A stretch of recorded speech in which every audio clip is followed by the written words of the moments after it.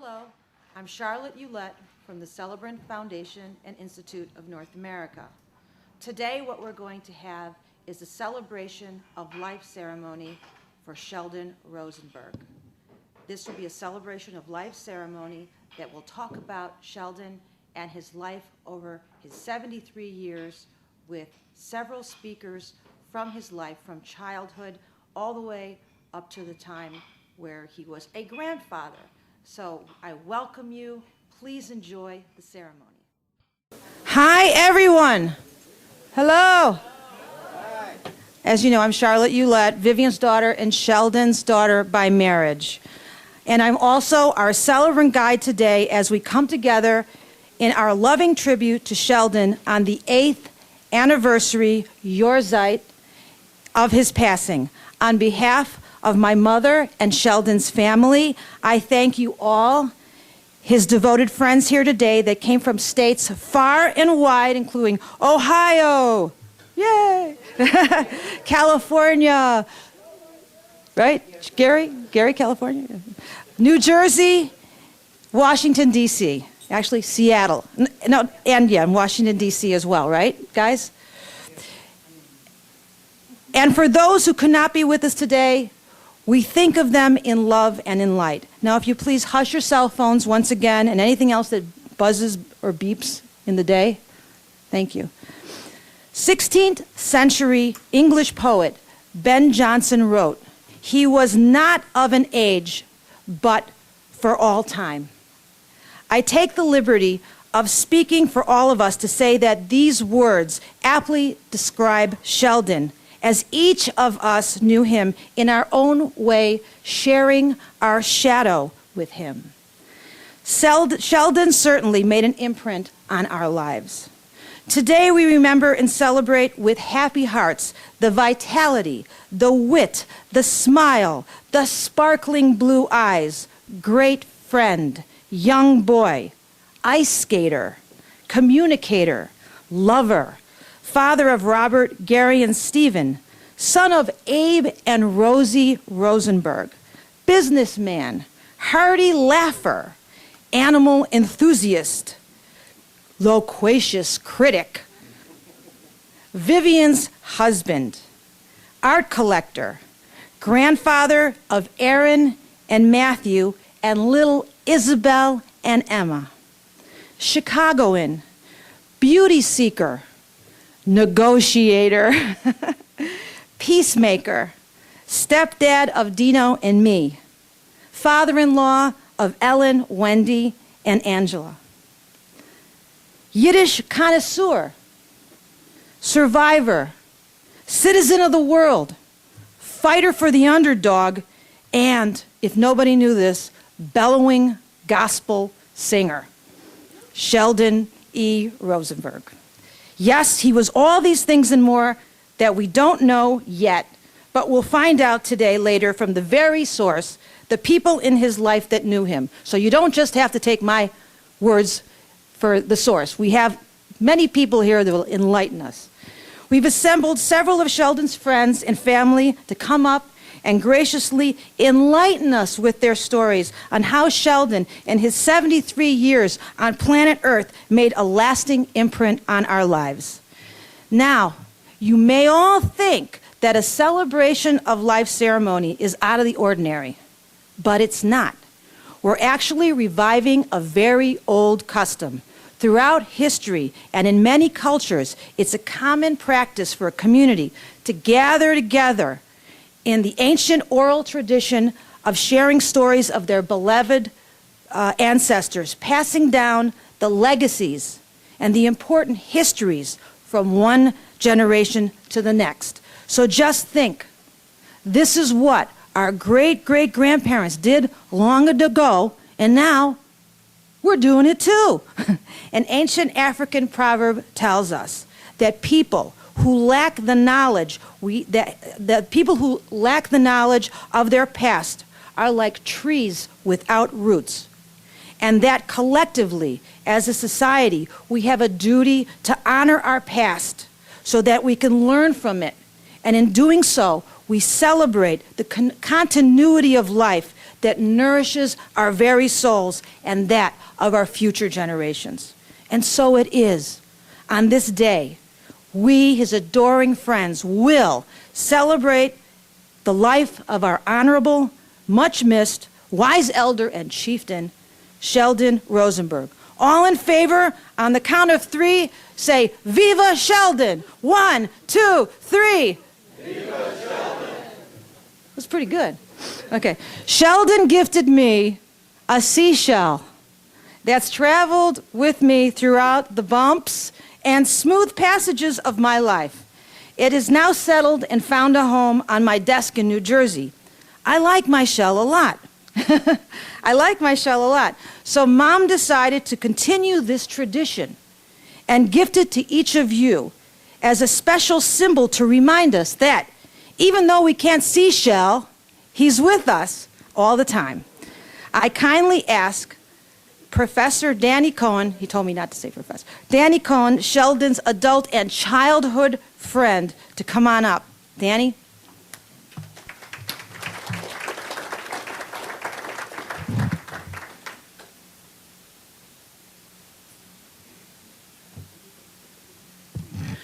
Okay, childhood friend, we go back to 1941. We were both 12 years old.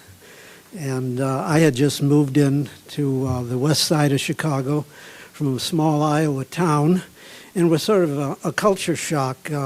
Being in a community where I was the only Jew in the neighborhood, to come to an area where most of the population was Jewish was kind of unsettling. And one of the first people that I met was our honored absent guest today, Sheldon.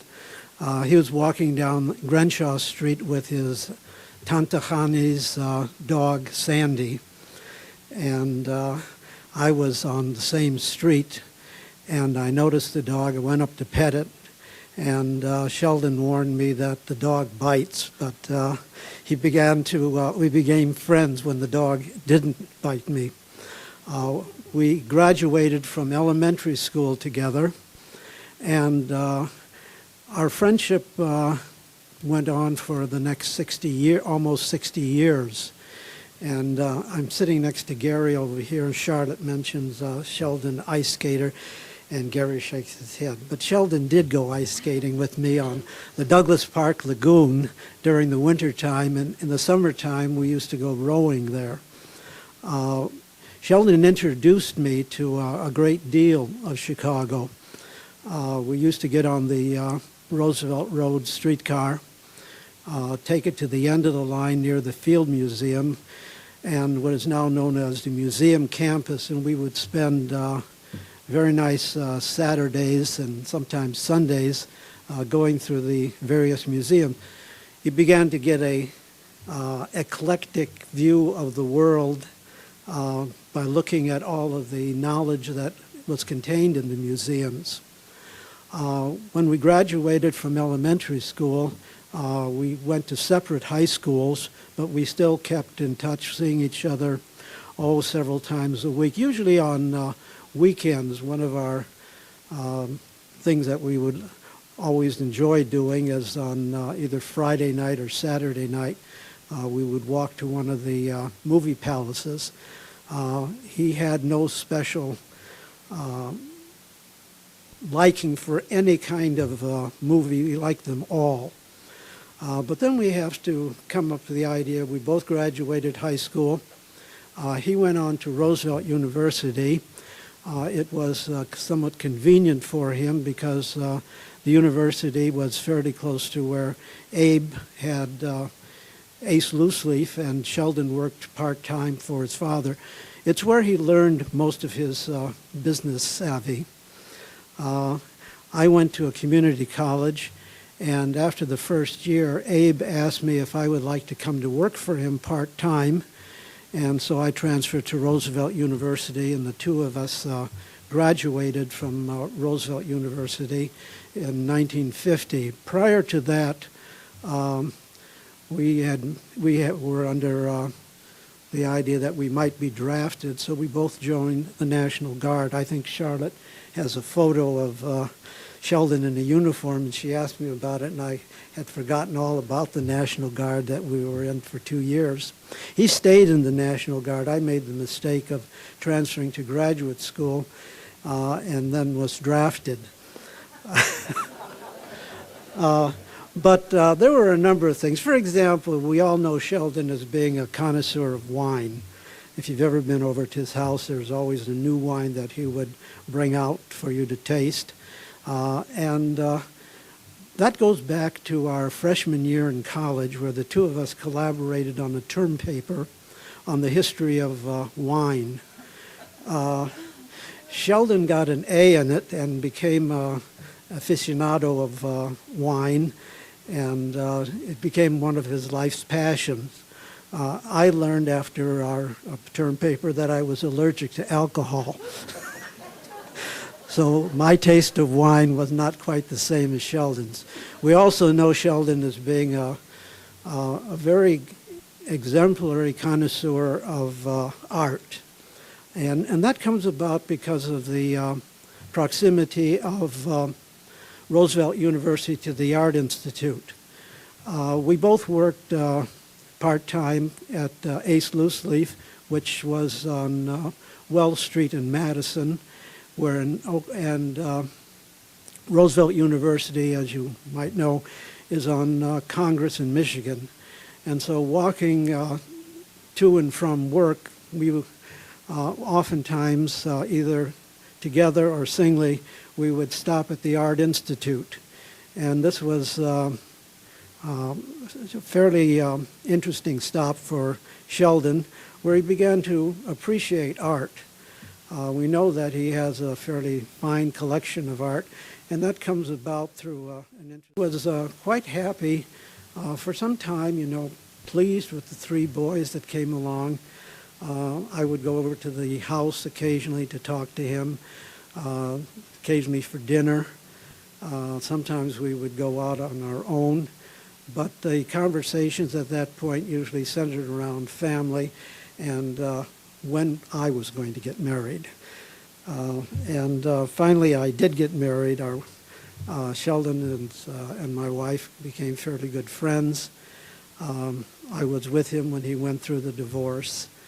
And coming with Vivian, it was really a much happier Sheldon at that point. And although I wasn't involved in his business affairs, we would meet at various times during the year for dinner parties, either at my house or sometimes going out to various restaurants and so forth. My relationship with Sheldon is sort of a very important relationship in my life because it sort of made me, think of a career. We all know Sheldon as being well-versed in practically everything, and I had to keep up with it.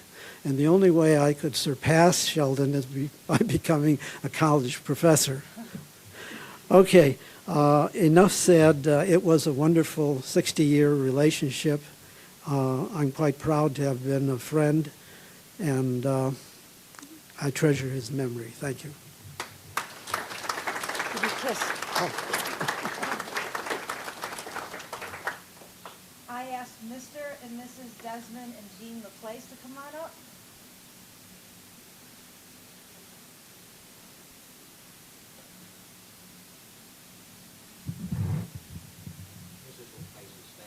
Okay, she'll be your fan in the sidelines.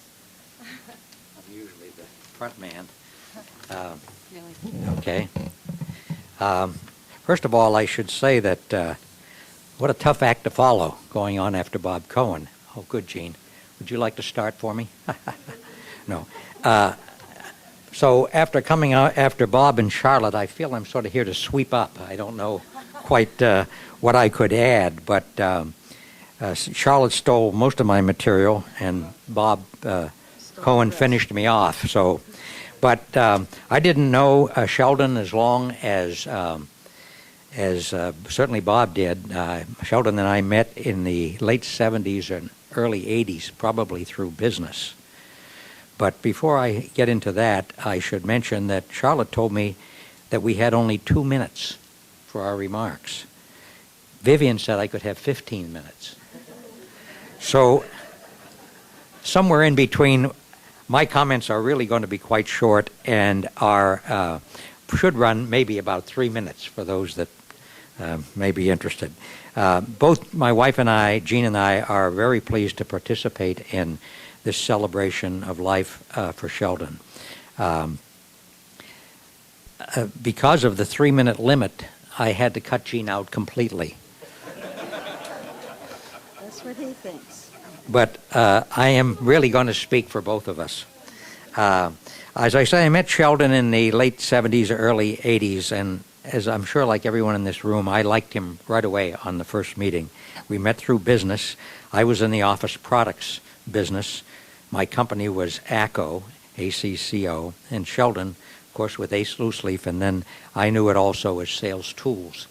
And so he and his father, Abe, at that time focused a great deal on the relationship with Sears. That was a main contact of theirs. And Sheldon was also one of the first to also focus on minority businesses. He was very interested in that and accomplished a lot in that area. And as Bob mentioned, and I think maybe Charlotte touched on too, business was not Sheldon's first love. But even though it wasn't, he still excelled at it, like he seemed to excel at everything. As this Bob's discussion, the scope of his knowledge is just mind-boggling. Sheldon understood people, and consequently, he could deal effectively with anyone. I was always so impressed with that. Sheldon had so much knowledge, as Bob mentioned, in so many areas, and Jean and I didn't fully realize that until we started to get together socially with him and with Vivian. We spent many wonderful evenings at their apartment, enjoying conversation, and Vivian's, of course, delicious dinners, which everybody in the room seems to refer to at one time or another. Anyway, Sheldon was a true Renaissance man. He could talk to a friend or to a stranger, as Bob mentioned, on almost any subject. I mean, I think in terms of business, travel, art, politics, history, and on and on. And when he died, my wife and I said, what a terrible loss to the world of so much knowledge, to think that great knowledge was taken away from the world. And of course, Sheldon had a wonderful sense of humor. He could be such a funny guy, but with a dry wit. He wasn't the ho-ho-ho type of humor, but he had ability to come up with a humorous comment at just the right time. And as tough as Sheldon could be when necessary, he could also let you down gracefully if he liked you. Otherwise, look out. I think back on a couple of times on trips when Jean and I bought what we thought was some wonderful art. Well, Sheldon would look at it and politely tell us, quote, it was not so hot. But what a wonderful knowledge and appreciation of beauty and art. Finally, Sheldon's best gift to us is our ongoing relationship and friendship with Vivian, which has gone on for all these years since Sheldon passed away. So we thank Sheldon for that. And my 3 minutes are up, and thanks to Vivian and Charlotte. And Jean, would you like to say something? And as the politicians say, I'm Jean Laplace, and I approve of this message. I like that one.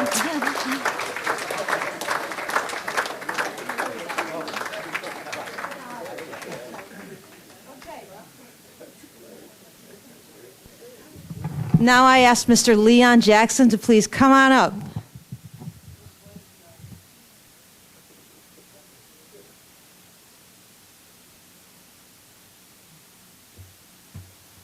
Thank you, Charlotte.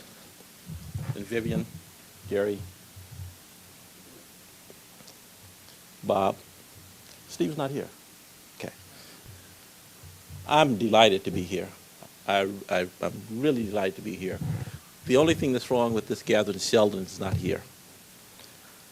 I met Sheldon almost 35 years ago, probably give or take 30 days. It was 1973, and I was working for Xerox Corporation with this burning desire to go into business. I'd looked at every kind of business, from wanting to buy a tractor trailer to pull steel from Gary to McDonald's. That's the one I should have taken. But I met a guy, Peter Ross, they had just started a new initiative. The former Secretary of Defense was over at the Office of Economic Opportunity, Mr. Rumsfeld, and they had developed over time an initiative, actually the Nixon administration. It finally started to catch fire in the 70s. And part of the goal was to support minority interests into business. Now, other thing we have to keep in mind, that's 35 years ago. Minority then was simply a polite way of saying black people entered into business. And there was all kinds of things going on. And I remember talking to Peter, and he said, we're negotiating with this guy for his father's business. So I don't think the deal's going to happen, because Sheldon was probably being Sheldon, negotiating hard. He said, but, maybe that might be a fit here. I don't think he meant it, but he did, in fact, introduce me to Sheldon. And we talked for about 2 hours. But about 30 minutes or 40 minutes into that conversation, we knew we were on to something. We knew we could get along. And we talked, and finally, at about hour 45 minutes, I said, Sheldon, if this deal doesn't work out, I'm going to quit my job and I'm going to come to work with you. I'm going to come to work for you. I didn't know it at the time, but that kind of sealed the deal, because 6 months later, I had left Xerox, to the absolute consternation of everybody, to join a little company doing about $1 million a year. And I was doing quite well at Xerox. But it's one of the most important decisions and one of the best decisions I ever made. And it was a good decision because it transformed my life. It really transformed my life by providing me with not only the opportunity, but the tools to do an awful lot of things that I've done since that time. And as I look back on that, I said, what happened? Well, what happened is that for the first 5 or 6 years, I saw Sheldon virtually every day. And the one thing that I remember most about Sheldon and seeing him every day is that he started every day with his father. He would pick Mr. Rose up every morning and drive him to work, like clockwork. The only time that didn't happen when Sheldon went to Florida for business, or Mr. Rose was in Florida because it was winter. I watched that relationship, and I also had the opportunity to talk to someone that had known Sheldon since he was a child. That was Louis Baudian, who worked for Sheldon. I guess his entire career was working for Rosenbergs. And what I didn't know that Sheldon would not Sheldon, but Louis would fill in. And I have yet to be more impressed by a son's devotion to his parent, to his father, which I believe set the stage for the other Sheldon that I observed. Family, as he defined it, was just so important. I remember during that 35 years, I think Bob was in college and Stephen was in high school. I just remember the time of the day where he would stop everything off when one called that he would, it was central in his life, the family aspect. We also spent, aside from seeing each other, we spent a lot of time, breakfast, lunch, dinner. I was with Sheldon when we met Des Place, because there was something that we were sourcing for Sears. And we met Des, you guys were on Northwest Highway at that first meeting. But there's a number of situations. There are a number of people in this room that I was with Sheldon when I met. But the thing I remember most about him as well is that he was a realist. He was an absolute realist. I think he saw the world as it really was. And despite that, he was an optimist because he knew that he could make a difference. And he did make a difference. I know he made a difference with his sons because they are all productive and doing things. But the difference that he made a difference with me, because the difference that he made with me is because I was interested in business, but also probably exhibited some of that sociologist aspect that we don't see. We saw it, but we didn't recognize how deep it was. Like most of you here, I knew a particular aspect, but he had that ability to think that you feel that you were the most important person in his life because he gave you his undivided.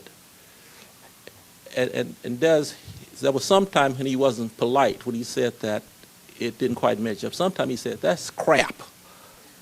Okay? And he did that often. But the thing that I remember again is how, and as I think about the times we're in now, how I would love to be able to sit in a room like this and have Sheldon give us an analysis of what's going on. Not only where it is, but where it's going. Because in the times that I knew him, doing some of those rambling conversations, some of these things he predicted. He had said one time that we will reach a time where you better have a barrel of dried beans in your basement, or you better have some water, and then make sure you have some cash. But nevertheless, he made an impression on me. He made an impression on often a lot of people that I've been fortunate enough to meet. And at the end of the day, when I remember him, I just remember that the impression that he had, that he made on me, how I felt about him, how I believe he felt about me. And I believe that most of you in the room would have that same feeling because he was genuine in that. Because if he liked you, you knew it. And if he didn't like you, you knew that too. But I loved Sheldon for who he was, not just with me, but for who he was with other people, some people that had nothing, and how he treated them, that he was able to raise people's spirit just with words and with gestures and just the fact that he paid attention. I miss him.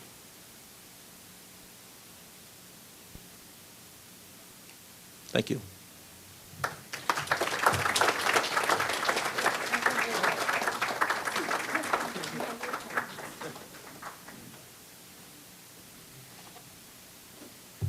Sheldon loved music from all around the world.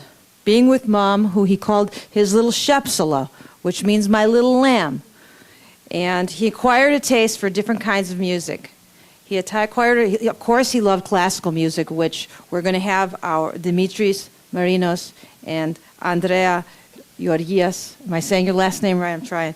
World-renowned musicians, and they're going to play at this midpoint of the ceremony. They're going to play a little piece of Beethoven, and when they're done, they're going to adjust their instruments because Sheldon loved Greek revolutionary music. If you don't know it, you know it now. Hit it.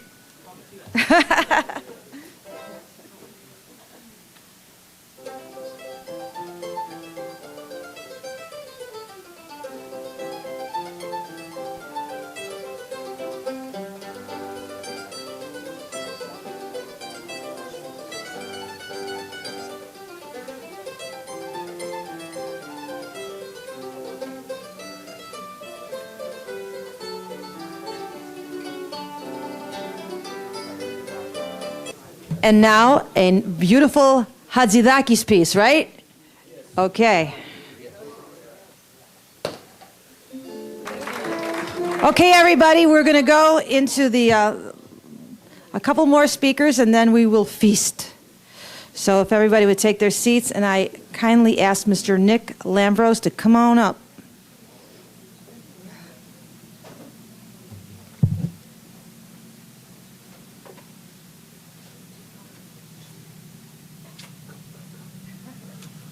Hello, everybody.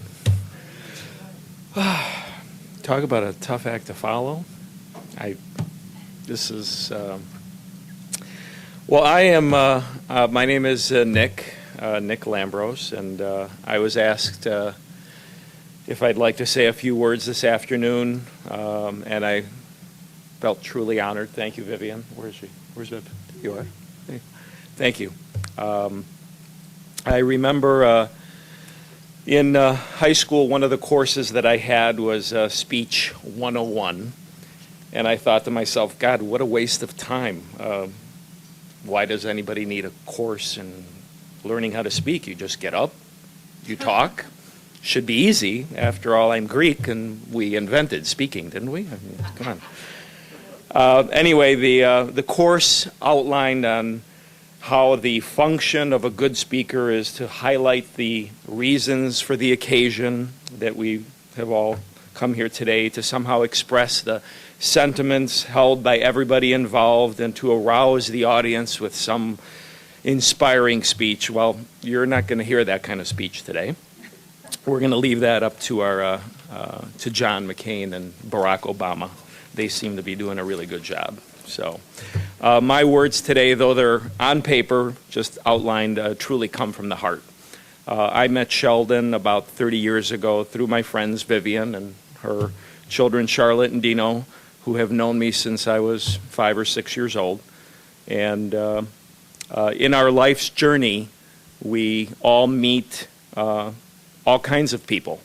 Once in a while, though, we meet somebody who somehow leaves us different and makes us different, who changes us for the better. And for me, that was Sheldon. It's difficult to try and come up with, over the span of years, things that you remember about somebody. And but I want to compare him to this quirky little mechanical handheld puzzle that was popular back in the late 70s when I first met him, called the Rubik's Cube. And it was this square puzzle. Many of you are familiar, but for those who might not be, a square little puzzle. It had 6 sides, and each side was covered with 9 stickers that had 6 different colors: white, yellow, orange, red, blue, and green. And for the puzzle to be solved, each face of this square, of this cube, had to be a solid color. It was complicated, and it was difficult to master, and challenging and interesting. And you'd put the puzzle down, and you'd study it, and you'd look at it, and you'd twist it, and you'd turn it. And it became more challenging and frustrating at times, but you just couldn't put the puzzle down. You wanted to figure it out. You wanted to learn how it worked. And this was the challenge, to learn from the puzzle, because every time you thought you matched the colors just right on one side, you'd flip it over, and waiting for you was something completely different. And Sheldon was like that puzzle. He was intricate and complicated and multifaceted and colorful and challenging and inspiring, and at the same time he was fun because it was a game. He had this unique ability to make the complicated, though, seem simple at times. I learned a lot from him. He was, of course, as we all know, an awesome storyteller and a great motivator and an amazing resource, as we all have heard. There's been a rumor flying around for years that the internet, that Al Gore claimed that he invented the internet. Al didn't. I really think Sheldon did, because he was like this bucket of information, just endless information. I've been privileged to have crossed paths with him and honored that he considered me his friend. He informed, he inspired, he was creative, he was a gracious host, He was generous and kind and compassionate, but was also straightforward, a no-nonsense kind of guy with that quick wit that on occasion he would unleash, and basically he would unleash it. He called it his lightning in a bottle. He referred to it, and he reserved it, of course, for only the most deserving. He would say about being I remember certain things that they just stick in my head, and to this day I kind of occasionally use them. He would say about being self-employed that it's always nicer signing the back of the check rather than the front of the check. I called them Sheldonisms. Another Sheldonism, which I live by daily, is he said, know what you know what you don't know, and what you don't know, surround yourself with those who do. I miss his friendship, his quick wit and humor. He always had a joke or two to share, and he had this high-pitched laugh that just filled the room. And so I want to leave you with one of Sheldon's jokes that I remember, and it went like this. And picture Sheldon, of course, saying it. He did. Well, in any case, this one he just kind of told one day, and he said a young Jewish man excitedly tells his mother he's fallen in love and that he's going to get married. He says, just for fun, Mom, I'm going to bring over 3 women, and you try and guess which one I'm going to marry. The mother agrees. The next day he brings these 3 beautiful women into the house and sits them down on the couch, and they chat for a while. And he then says, okay, Mom, guess which one I'm going to marry. She immediately replies, the one on the right. That's amazing, Mom. You're right. How did you know? The Jewish mother paused and replied, I don't like her. Thank you. Thank you, Vivian. I'd like to ask if maybe Sheldon's grandsons would like to come up in an impromptu thing.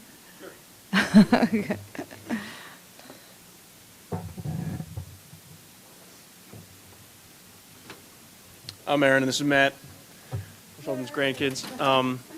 We were talking the other day about Sheldon, and one thing that's stuck out for us was we were thinking about when we were little, and we'd go over to Viv and Sheldon's house, their apartment, and we'd spend the night every now and then, and we'd wake up in the morning, and Grandpa would be cooking up oatmeal. Every time, always oatmeal. You know, I mean, it must have been at least a dozen times.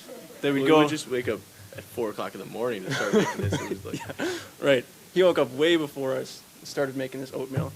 And it was like this thing he had where he had to wake up and make this, what he called the world-class oatmeal. Oh, yeah. And it was really, really delicious oatmeal, but for him it was like you could tell that it meant something. And it was like an expression of his love to wake up really early and make this delicious oatmeal for us. And he was always talking about how it wasn't first-class oatmeal. No, it was better. It was world-class oatmeal. And it was like this thing where every single time we saw him, it was, what's better than first class? World class. So it was just this thing about how much, this love he had for family. So, yeah, thank you.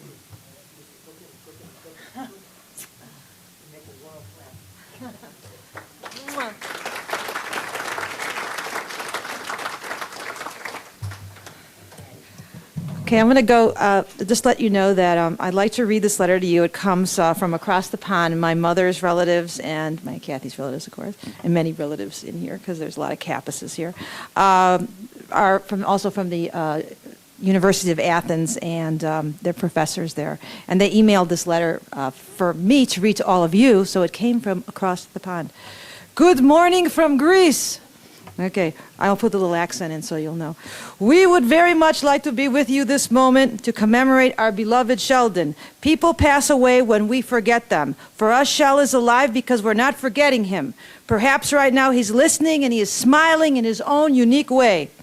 When we met 25 years ago, we were impressed by his knowledge of the Greek history and his admiration of our ancient philosophers. In every trip to Greece, he would visit the archaeological sites and museums. He went to Delphi.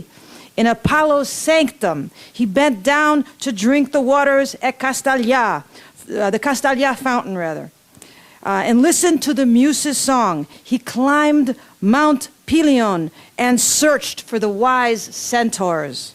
He loved contemporary Greece as well, its sun, its white islands, and he was enjoying like a young boy the beaches, picking up petals and pebbles and seashells. We're not forgetting the way he received us when we came to Chicago. Like Zeus, the ancient god of hospitality, he opened up his arms and his house even though he had serious illness issues. We will always remember how he treated us with presents and surprises, always finding ways to make us enjoy them even more.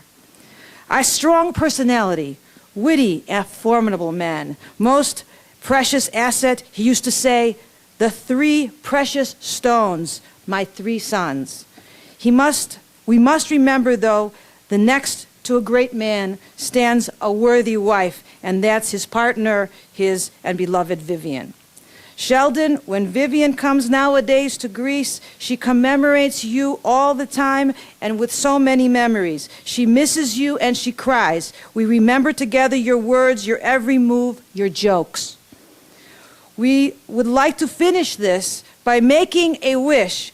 May we all remember Sheldon and his presence on earth be the guide to our own lives. Love, Hari, Eleni, Yorgi, and Sula.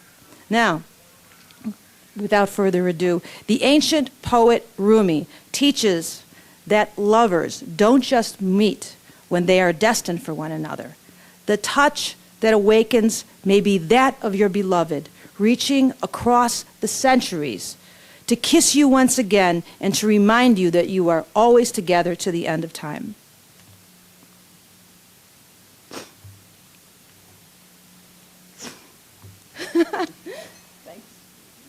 I ask my Sheldon's beloved to come on up and lead with the toast.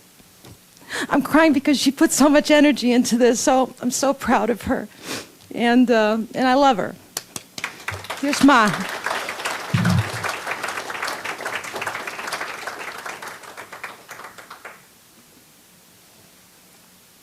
Good job.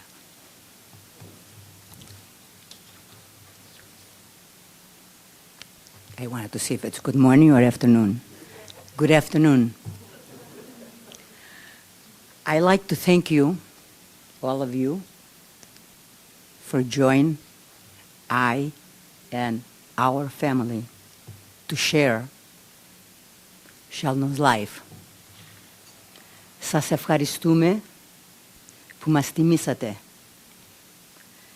This is a special day for a very special person. He was indeed special.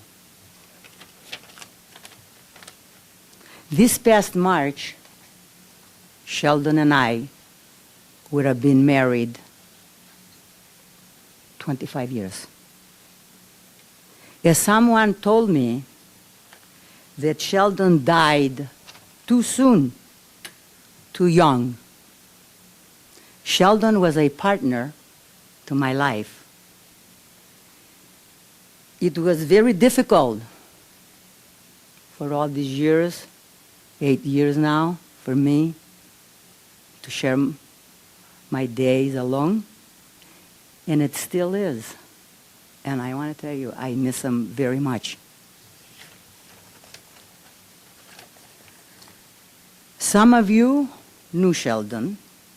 Some of you did not know Sheldon, but you did of me speaking about Sheldon.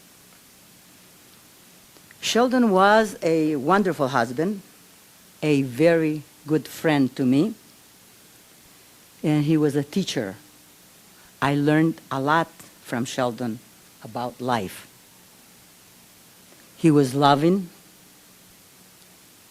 caring, generous, and I want to tell you something, he was always happy. Happier than me, and I'm pretty happy. He was always happy. Before we got married, Sheldon told me, I am the only child and I have two parents. And I want you to know, when we get married, I will be good to you, but my parents come first. I admire him and I respected him for it. It was okay with me because I felt that we, as being ethnic, Greek, immigrants, whatever, we do think to take care of our parents. And in return, when my parents were not well, my father was sick, he was very, very good to my parents and also my entire family. As you also heard even from Greece, that they really loved Sheldon. He was very good, a great family person. I think that Sheldon would like to remember him as he was. How was Sheldon? I think that Sheldon he loved his home. He loved to have dinner at the house, making the world-class oatmeal. He loved to have friends over and engaged a conversation over a good meal and a good bottle of wine. As Danny said, that he was a connoisseur in wine. I haven't learned it yet. I don't know. I call up people and I said, what's Shiraz? What is Merlot? I know when I drink it if I like it or not. He really loved to eat too. I like to mention that Sheldon left me. He's passed away and he left me with some wonderful friends. As you can see, as I can see, that you're all here, and you're here because you are my special friends, and you are precious to me because it makes life to go much easier when are you alone like I am, or somebody like me. So, and I am very lucky woman that he left me with great friends, with a loving family from my side and his side. He also left me with, he has 3 wonderful sons, which I have a relationship with them even before Sheldon married me. They're wonderful and I'm very happy. And I must tell you, those 2 grandchildren who just spoke about the oatmeal, I grew up with them. I used to race when I could run. I can't run anymore. Down at the Centennial Park, and I did grow up with Aaron and Matthew, and I love them. I feel like they're my own. I love my Dino has 2 children, but I have lived longer with these kids than my own son's children. And now, I'd like for you to raise your glass and all drink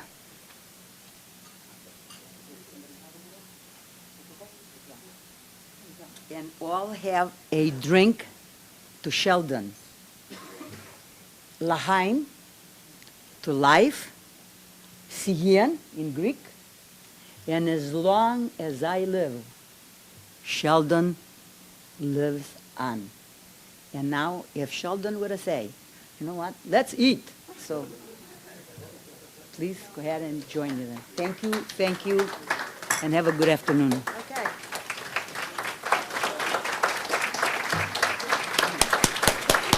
Thanks to all of you.